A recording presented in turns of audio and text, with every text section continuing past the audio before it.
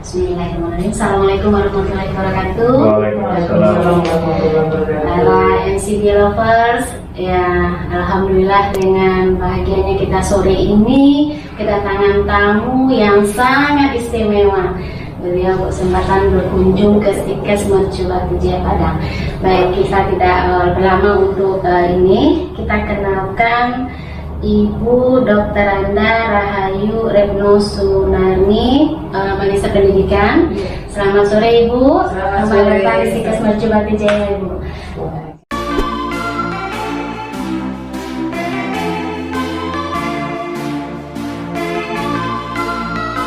Beliau adalah koordinator penjaminan mutu Ditjen Belmawat Kemdikbudristek RI. Baik. Kemudian bersama kita juga sudah hadir Bapak Dr. Mas Puri, Sarjana Keperawatan Magister ya. Iya. Oke. Bapak Dr. Mas Puri, Sarjana Keperawatan Magister. Ya. Beliau adalah Ketua Pelaksana Komite Nasional Uji Kompetensi Mahasiswa Bidang Kesehatan.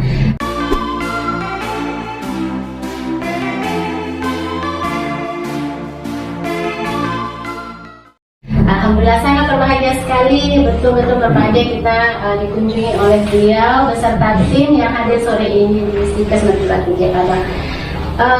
Bapak dan Ibu, jadi kita berdiskusi sejenak ini Bapak dan Ibu ya terkait dengan isu terkini tentang uji kompetensi. Nah, karena memang uji kompetensi ini pro kontranya banyak ya, jadi sangat fenomenal gitu ya Bu ya. Jadi terkait dengan ini mungkin Bapak dan Ibu, jadi mungkin ke Bu Retno dulu kita ini terkait dengan Permen Ristek Dikti yang baru keluar nih Bu, yang kedua tahun 2020 yang terkait dengan tata cara uji kompetensi mahasiswa bidang kesehatan. Nah, jadi kita dengan sistem ujian sekarang ya agak berbeda dengan yang lalu ya Bu ya. Yang lalu itu 100% nilai UKOM yang menentukan kelulusan. Tetapi itu mahasiswanya yang udah lulus ya Bu, yang udah lulus. Jadi walaupun demikian, tapi penentuan kependidikan SDA itu 100% dari hasil UKOM. Nah, dengan adanya ketentuan yang terbaru, 60% itu di nilai akademik, yang 40% di UKOM. Nah ini, namun dia exit exam gitu ya Bu ya. Jadi ini jadi apa namanya ya, jadi pertanyaan atau jadi dilema juga, apakah ini semacam peluang atau justru ancaman bagi peserta, dan bagaimana untuk institusi dan juga stakeholder ini Bu. Nah itu mungkin Ibu yang terkait dengan, silakan. Baik, terima kasih. Jadi Assalamualaikum warahmatullahi wabarakatuh. Waalaikumsalam. Permendikbud 2020 yang merupakan revisi dari Permen sebelumnya. Ya. Sebetulnya itu adalah amanah dari salah satu pasal di Undang-Undang, baik itu Undang-Undang 36 tentang kesehatan, Undang-Undang 38 tentang keperawatan, dan juga Undang-Undang Nomor 4 tahun 2019 tentang pidana. Jadi itu adalah tiga undang-undang itu memberikan amanah kepada Menteri untuk menetapkan bagaimana tata cara pelaksanaan uji kompetensi secara nasional. Dan di dalam undang-undang itu juga sangat clear bahwa untuk tenaga kesehatan, jadi prodi bidang kesehatan, di akhir masa pendidikan itu harus mengikuti uji kompetensi secara nasional.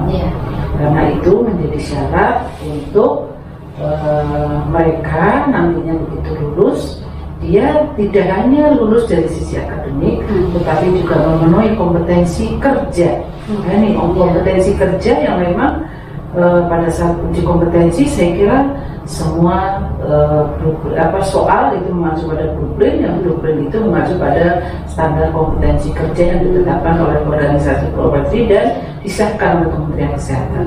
Inilah yang membedakan bidang kesehatan dengan prodi yang lain, karena memang dia memiliki tugas yang unik, harus melayani masyarakat, memberikan layanan yang tentunya layanan ini tidak bisa dibedakan antara orang yang di daerah terpencil dengan di kota, harusnya layanannya tetap sama. Makanya standarnya itu adalah standar nasional. Jadi itu yang perlu dan kenapa dari sisi sebetulnya kalau dari Kementerian Ristekdikti, Kementerian Dikbudristek itu sebetulnya kan kita sebagai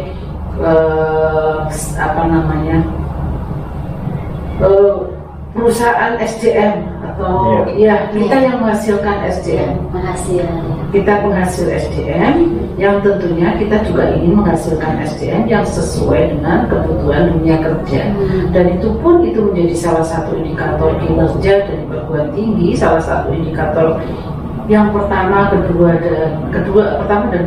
itu adalah perguruan tinggi adalah bagaimana kompetensi lulusan. Kompetensi lulusan itu kan harusnya sesuai dengan kebutuhan dari stakeholder dalam hal ini untuk bidang kesehatan. Sudah jelas lah Kementerian Kesehatan dan juga masyarakat yang membutuhkan semuanya pelayanan dari sisi kesehatan. Itu yang pertama. Bagaimana dari sisi peluang dan tantangan ya?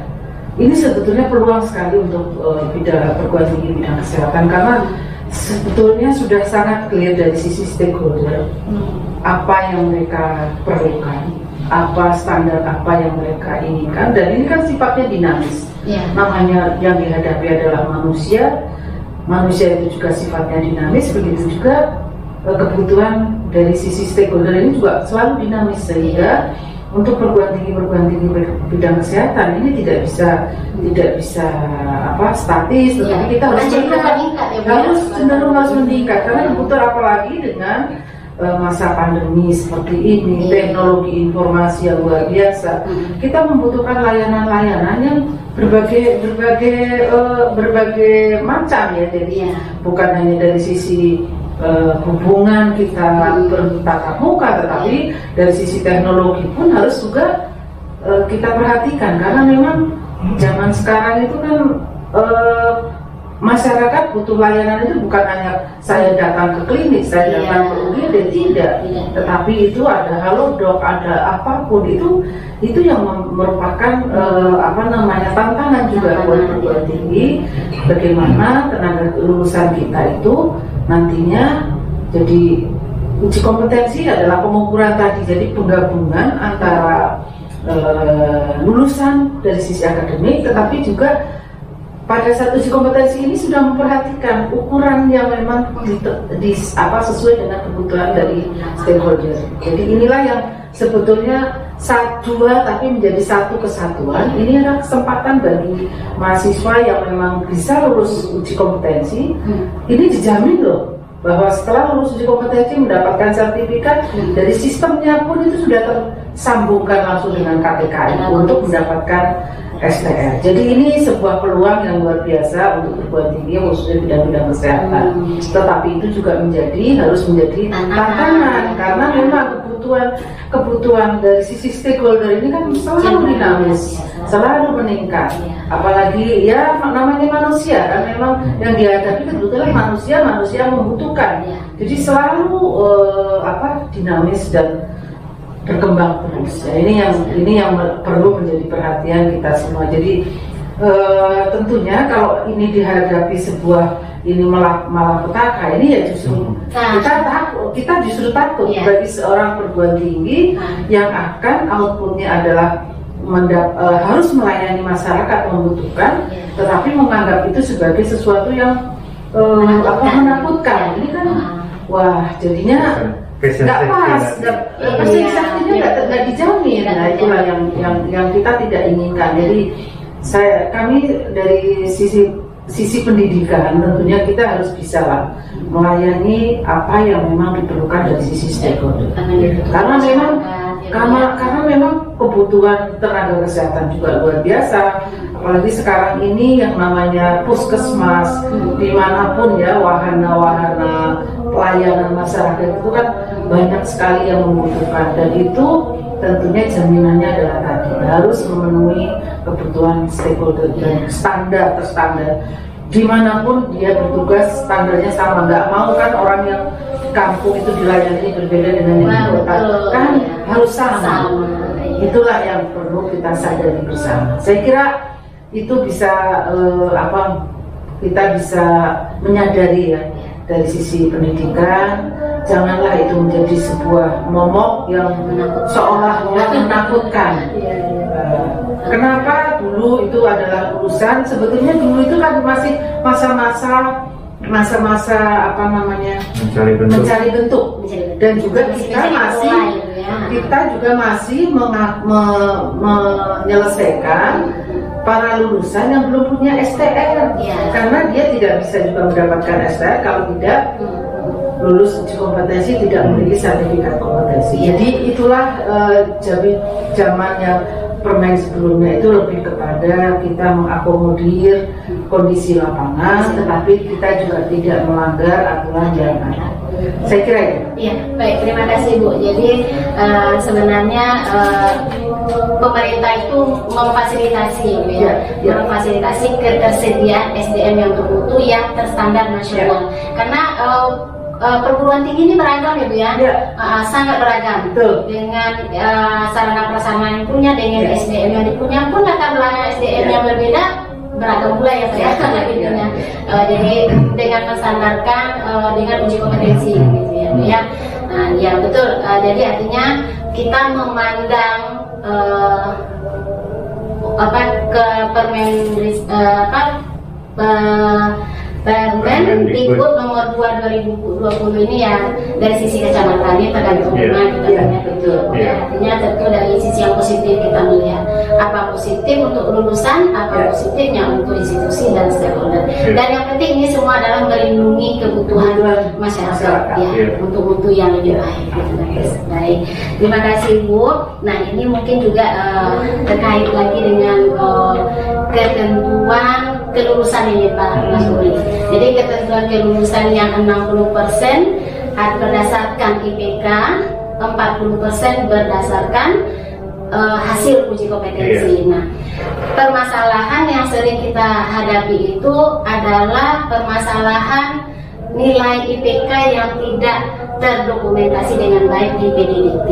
Nah itu yang sering dikeluhkan, baik mungkin dari panitia, kemudian juga institusi. Kalau ketika diinformasikan ini kenapa nama mahasiswa kami tidak lulus ini Bu, apa masalahnya, kenapa tidak keluar nama di pengumuman gitu kan? Itu kan jadi ini juga bagi institusi ini Pak. Gitu. Jadi sebenarnya apakah dengan ketentuan seperti ini ada kemungkinan tak untuk positif false-nya gitu Pak. Kemudian kalau ketemu yang seperti ini nih, institusi harus apa?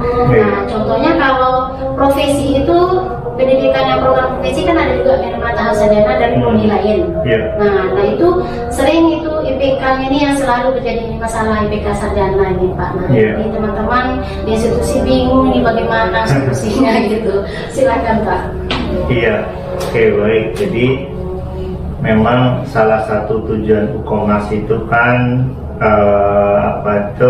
mendrive tentang kurikulum implementation. Artinya kalau sudah ada Ukom, nah apalagi sekarang Ukom mempersyaratkan IPK, salah satunya mendrive kurikulum implementation yang di situ administrasinya harus terdokumentasi di PDDT dengan baik. Ya, dengan IPK digunakan sebagai penentu kelulusan, nanti perguruan tinggi akan merapihkan ya keseluruhan laporan PDDT sehingga menjadi lebih baik. Nah itu kan berarti salah satu capaian indikatornya sudah naik gitu kan. Oke, itu yang pertama. Jadi tujuan Ukom itu bagus toh, artinya administrasi pendidikannya tambah bagus, ya tuh kalender akademiknya nanti tambah bagus, ya kan tertata. Jadi nanti orang tidak bisa membuka kelas setiap saat di tengah jalan diterima aja.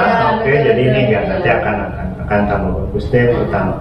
Yang kedua, betul masih ada masalahnya adalah, tapi kalau kita lihat dari masalah di periode sebelumnya itu ada 10.000 ya masalah, kemudian yang 3.009 itu tidak lulus murni, jadi artinya dia membutuhkan IPK. Nah itu periode sebelumnya ada 3.009. Nah sekarang hanya sekitar 400, malah cuma ada 202. Jadi itu kan berarti turunnya tuh luar biasa kan, dari 3.000 menjadi cuma 200. Jadi berarti perguruan tinggi sudah semakin banyak melakukan perbaikan-perbaikan, IPK-nya lebih baik. Nah, pertanyaan lagi kemudian, apakah betul bahwa mereka ini nanti IPK-nya benar apa tidak? Nah, kadang-kadang terentry dengan benar atau tidak. Nah, itu selalu Dikti memberikan workshop ya secara gratis terbuka setiap kali periode pendaftaran. Semua yang mendaftar akan diundang untuk workshop perbaikan IPK. Nah, itulah yang makanya data-datanya itu diperbaiki pada saat workshop, bukan di-upgrade Bu ya. Jadi disesuaikan. Artinya apa catatannya. Itu sebelum hukum ya Pak ya? Itu setelah pendaftaran, sebelum pelaksanaan. Karena apa? Karena nanti ada periode kan. Begitu mendaftar, itu kan ada waktu 1 sampai 2 bulan. Nah, begitu mendaftar sudah kelihatan peserta pendaftarnya, peserta institusinya itu langsung kita panggil. Kalau yang bermasalah ya. Semua dulu dipanggil dulu. Nanti untuk dipastikan tidak ada masalah. Yang khawatirnya itu kan tadi false positif, IP-nya kekecilan. IP-nya kecil biasanya karena apa? Karena aktivitas kegiatan mahasiswanya tidak terdokumentasi di setiap semester. Ada semester yang kosong.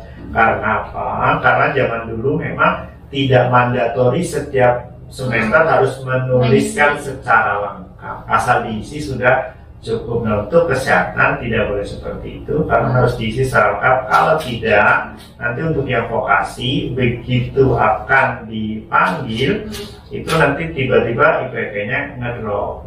Nah, itu yang harus diwaspadai. Jadi kalau nanti ini sudah sadar, insya Allah tahun depan itu insya Allah masalah ini sudah tidak ada lagi.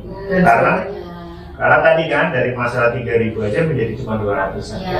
Bisa teratasi dengan kegiatan kita seperti itu. Dan juga sebetulnya itu ada kaitannya dengan nantinya untuk pencetakan PIN. Ingin ijazah ya. Kalau datanya nggak valid dari awal, semesternya nggak lengkap, nggak terisi lengkap, dan bisa itu dapat PIN. Iya, penomoran ijazah kan sudah nasional. Mulai 2021 kan wajib. Itu nggak akan bisa. Jadi terintegrasi ya Bu ya. Dan ini membaik. Kalau zaman dulu itu kita masih ingat adalah data nama, tanggal lahir itu peserta saja masih banyak yang salah. Berarti ini data awal ya Pak ya. Sekarang udah tidak ada masalah. Identitas sudah nggak ada masalah. Tinggal IPK, nanti lama-lama semuanya kan tertata lagi. Dan saya kira memang data ini disadarkan betul perguruan tinggi supaya bahwa data itu bukan hanya sekedar melaporkan diisi, hanya sekedar isi. Jangan asal isi. Jangan sekedar isinya diisi.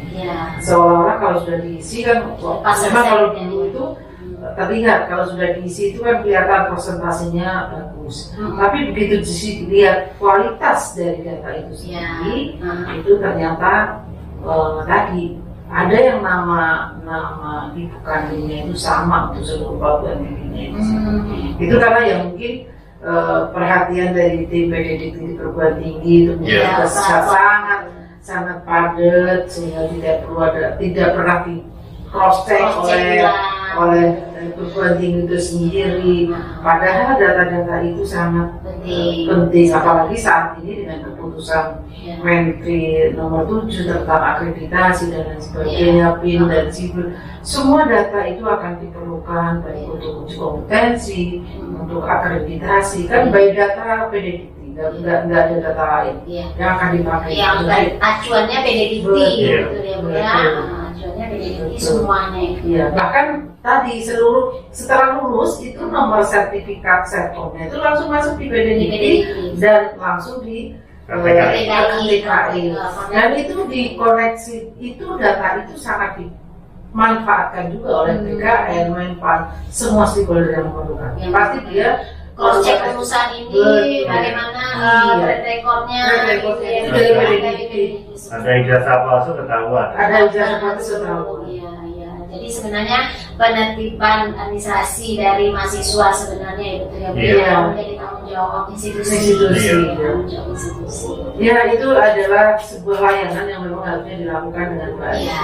Itu kan layanan juga kepada mahasiswa, pada lulusan yang ujung-ujungnya nanti layanan kepada masyarakat. Pada masyarakat. Iya. Betul. Jadi semua punya kewajiban itu ya Bu ya. Termasuk juga dari mahasiswa sendiri mungkin juga harus bisa lihat cek datanya, sudah benar atau belum. Nah, ini mungkin perlu kita sosialisasikan juga artinya Bu ya. Betul nggak terdaftar saudara di institusi itu, begitu ya Bu ya. Betul. Jadi perlu nih, jadi catatan juga nih kita ya Bapak dan Ibu ya, Bapak Ibu uraikan seperti itu. Jadinya nggak boleh main-main gitu ya.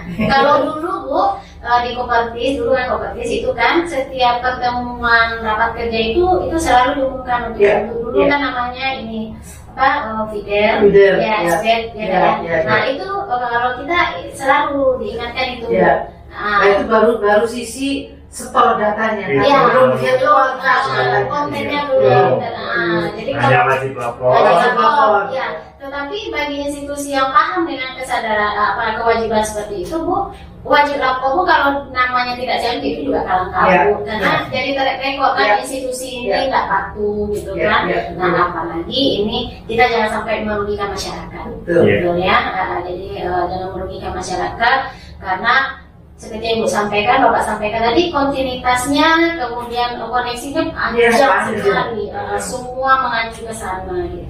Baik, ini pembelajaran bagi kita nih Bu di institusi ya, terkait dengan data yang tidak hanya sekedar data gitu ya Bu ya. Baik, terima kasih Bapak dan Ibu. Nah, terpikir oleh saya Bu, masalah UKOM Retaker kemarin itu untuk institusi yang belum punya yang sudah tutup. Nah ini kan juga masih dilema ya Bapak Ibu ya, karena lulusan selalu meminta. Nah kita jadi menjawab karena kita juga belum ada tentunya resmi itu. Nah gimana kira-kira itu? Baik, jadi begini, memang Undang-Undang 12 itu sangat clear ya, bahwa sertifikat kompetensi, sertifikat profesi itu kan harus dikeluarkan oleh perguruan tinggi. Dia tidak sendiri mungkin bekerja sama dengan yang lain, tetap dengan organisasi profesi atau apapun. Itulah yang menjadi kendala. Apabila perguruan tinggi itu sudah tutup ya. Nah, inilah yang sedang kami lakukan koordinasi juga dengan bagian hukum. Bagaimana dari sisi hukum hal seperti ini? Mereka menyatakan ini adalah harusnya ada kebijakan khusus. Jadi apakah nanti ada penugasan khusus kepada perguruan tinggi yang boleh menandatangani, tetap harus dari perguruan tinggi. Tidak boleh juga dari Kopertis atau dari A2GT menandatangani itu, karena memang itu kewenangannya adalah perguruan tinggi. Nah, tentunya ini memang kami sedang berkoordinasi dulu dengan bagian hukum. Nanti seperti apa kebijakan yang akan dikeluarkan. Tetapi tentunya kita tidak melihat, tidak ingin bahwa itu juga suatu pelanggaran gitu ya. Tetapi masyarakat atau mahasiswa tadi tetap bisa dilayani. Jadi dalam waktu dekat lah kami akan kita baru koordinasi awal gitu ya, bagaimana penanganan yang seperti ini, karena sebetulnya mahasiswa tidak bisa boleh menjadi korban, tetapi karena institusinya sudah tidak ada, ini yang perlu ada penyelesaian. Gitu ya Bu ya. Jadi artinya kita tetap mengacu kepada payung hukum yang ada gitu ya, supaya masyarakat terlindungi. Ini bukan jadi masyarakat juga. Masyarakat juga. Betul Ibu. Oke, terakhir nih Bapak dan Ibu nih tentang wacana OSC nih Bu. Nah jadi kan sekarang sudah didengung-dengungkan, tidak digabungkan. Sebenarnya dari dulu tuh kan sudah ini juga oleh asosiasi ya Bu ya. Cuma mungkin karena belum mengikat seperti akan dijadikan estetik sama wacananya begitu ya Bapak Ibu ya. Nah mungkin belum terlalu kesiapan institusi belum terlalu mengarah ke sana. Nah, jadi sebelumnya sudah mulai ada pemetaan untuk OSCE, tentu institusi sudah mulai siap-siap juga dengan itu. Nah, ini bagaimana mungkin Bu regulasi kita tentang hal ini, kemudian juga bagaimana kesiapan institusi, persiapan yang perlu disiapkan. Mungkin silakan. Baik, mungkin dari saya dulu Pak Mas Budi. Memang betul kalau memang kita bisa melaksanakan ujian OSCE itu akan lebih baik. Tetapi kita juga harus melihat kondisi real lapangan, karena jumlah perguruan tinggi kita, produk kita juga cukup banyak. Betul, Ibu. Terus cukup banyak, bukan cukup banyak. Terus juga kita juga sangat sadar bagaimana kondisi perguruan tinggi kita, dari yang siap sampai yang lagi merayap. Jadi OSCE itu tentunya akan dilakukan di institusi pendidikan. Nah, bagaimana kesiapannya? Ini yang perlu jawaban. Kalau masalah standarnya, kita sudah punya standar bagaimana melaksanakan OSCE yang sesuai dengan standar, sesuai dengan mengacu kepada, kita juga sudah punya. Jadi itu sudah punya. Tetapi melihat kondisi real tadi, itu baru dari sisi sarana prasarana. Bagaimana dengan SDM, pengujinya. Jadi ini juga perlu dipertimbangkan. Makanya di dalam soal-soal uji kompetensi yang saat ini, saya kira mungkin Pak Mas Udi nanti bisa menjelaskan secara detail bahwa soal uji kompetensi yang saat ini pun sebetulnya bukan soal uji knowledge, tetapi skill. Yang tentunya itu juga sudah bisa menggambarkan bagaimana kalau orang itu atau mahasiswa itu bisa menjawab sesuai dengan yang sebenarnya. Kalau dia paham betul, kalau dia mengerti betul, dia bisa menjawab itu yang paling mana yang paling tepat. Itu adalah salah satu sarana untuk mengalihkan tadi, karena melihat kondisi di Indonesia itu seperti itu. Jadi kalau kita akan serahkan orang kita CBT Center sekarang tidak semuanya CBT Center sekarang masih yang memenuhi standar, yang karena apa, kita melaksanakan ujian kan secara online dengan pengawalan bahwa soal itu tidak akan kemana-mana, jaringan itu langsung dari pusat. Itu saja tidak semua perguruan tinggi punya. Masih kita kadang-kadang yang meminjam ke SMK, sehingga sangat terpaksa ya. Itu dengan pas kita pemetaan, kalau udah yang nolak ini Bu, kalang kabut. Itulah faktanya kan seperti itu. Faktanya seperti itu. Jadi kalau institusi sudah siap, standar sudah siap. Jadi dari sisi standar untuk pelaksanaan ujian sudah siap. Soal-soalnya ya kita tinggal buat ya Pak ya. Saya kira kita bisa dikembangkan. Standar untuk penyusunan soal-soal OSCE sudah ada. Semua sudah siap. Tinggal tadi kesiapan dari institusi pendidikan. Karena memang mau nggak mau, karena OSCE dokter pun kan dilakukan di institusi pendidikan, SDM-nya juga harus terstandar, SDM pengujinya, alat-alatnya juga pasien simulasinya, pasien simulasinya dan lain sebagainya. Jadi itu ya. Bu. Kalau memang institusi sudah siap, ayo kenapa tidak? Iya betul Ibu ya. Oke, silakan Pak. Terima kasih Bu.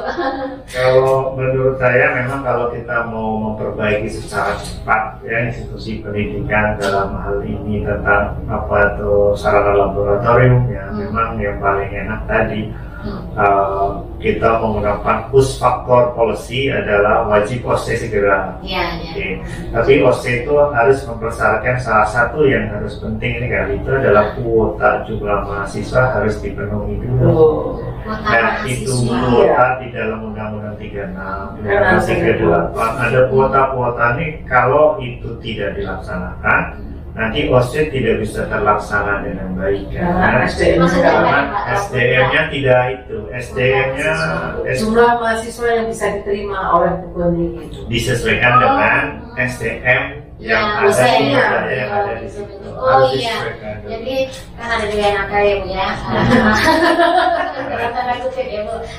Itu jadi pertama bagus. Nanti berarti kemudian rasio antara alat dengan mahasiswanya sudah harus sesuai. Ya, itu kata saya. Itu harus bagus. Nah itu kalau itu nanti harus bagus, itu adalah push faktornya kalau polisinya begini. Nah sekarang ada pull faktor. Penariknya apa? Penariknya itu ini kalau institusi menyelenggarakan OC yang menggunakan panduan standar nasional yang sudah dibentuk oleh banyak Rehapek dulu diklasifikasi, itu nanti akan mendapatkan skor yang tinggi di dalam akreditasinya. Jadi skor tinggi adalah kelulusan uji kompetensi, nanti juga kemungkinan kelulusan uji kompetensi dengan skor murninya, karena skor paling tinggi, kemudian penyelenggaraan pendidikan akhirnya menggunakan OC yang menggunakan sesuai dengan acuan standar nasional, itu sebagai penarik untuk meningkat. Nanti kalau kemudian sudah bagus, kita koordinasi dengan Naptenkes. Oke, kapan udah ready kayak ini kayak gini? Oke, kayaknya udah bagus nih, tinggal didorong sedikit dengan polisi seperti ini jadi. Nah, maka kemudian nanti Diki akan masuk ke serana itu, kemudian jadilah itu sebagai kewajiban nasional untuk Hukomnas. Jadi Hukomnas nanti akan ada yang ini, ada yang sekarang CBT-nya jalan sebagai sarana untuk melakukan komputerisasi kampus. Ya kan nanti di sini udah bagus, baru kemudian masuk ke sini juga sudah bagus. Jadi saya pikir sih visibility-nya yang harus kita lakukan, ya, kita bangun. Jadi kalau kita paksakan, nanti banyak yang berguguran, nanti ribut lagi.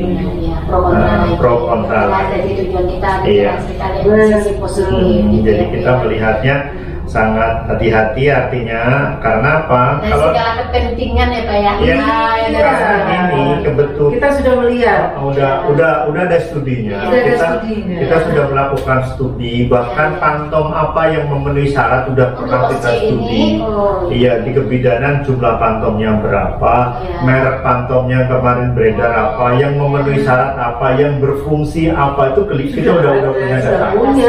Sudah punya datanya, bukan sudah di riset. Iya. Cuma melihat seperti itu, bagaimana? Aduh, ini belum. Iya. Nah, kalau dipaksakan, Kemampuan institusi lagi, Betul. kesiapan. Ya. Ya. Tapi jadi menariknya terpikirnya begini Bu, di instrumen akreditasi kita itu sudah menjadi poin tersendiri untuk nilai. makanya Ya, itu namanya makanya. pull faktor sebagai faktor penarik. Penarik. Oke, dia tertarik loh ya, tapi nggak dipaksa, didorong. Ya, Nah, betul. kalau nanti dorongan nanti dari Bu Retno dikti dorong, set itu adalah ketentuan. Itu kan aturan. artinya sudah melampaui standar, Ya. ya.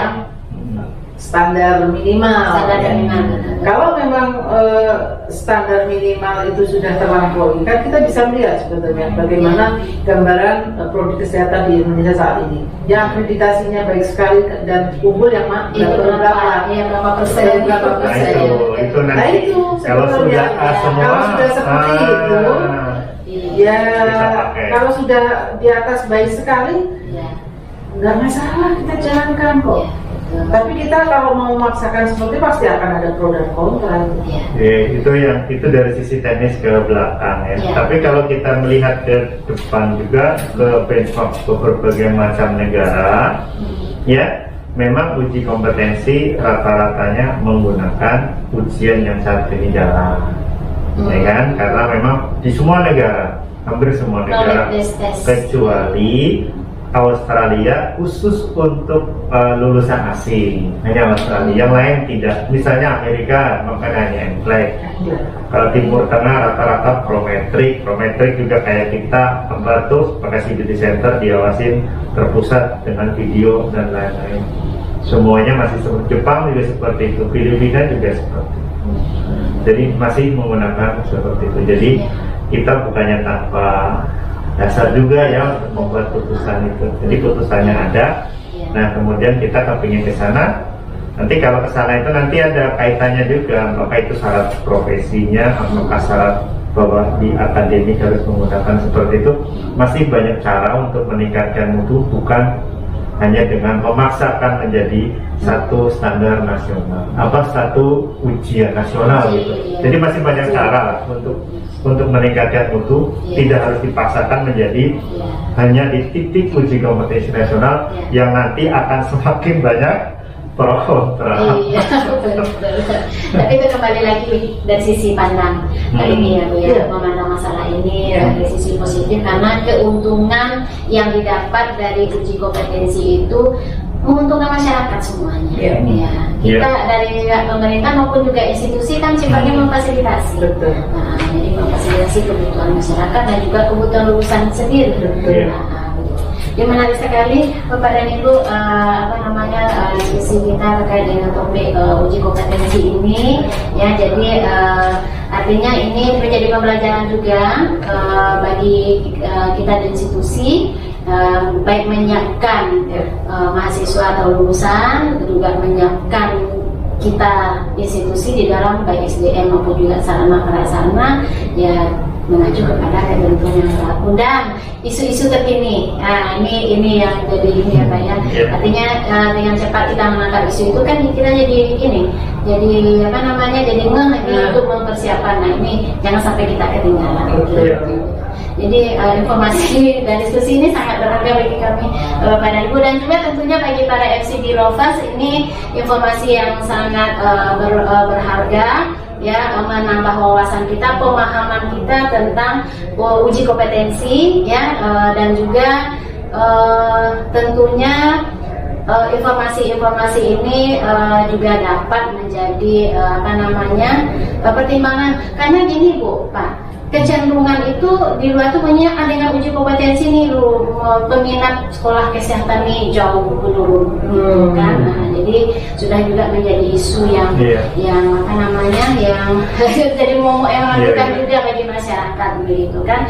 Jadi artinya uji kompetensi itu bukan sebuah hal yang menakutkan, sebenarnya kita betul-betul menyiapkan diri untuk itu ya, dan justru ini akan melindungi kepentingan masyarakat luas gitu ya. Baik para FCD Lovers, demikian diskusi kita dengan Ibu Retno dan Bapak Mas Budi sore ini.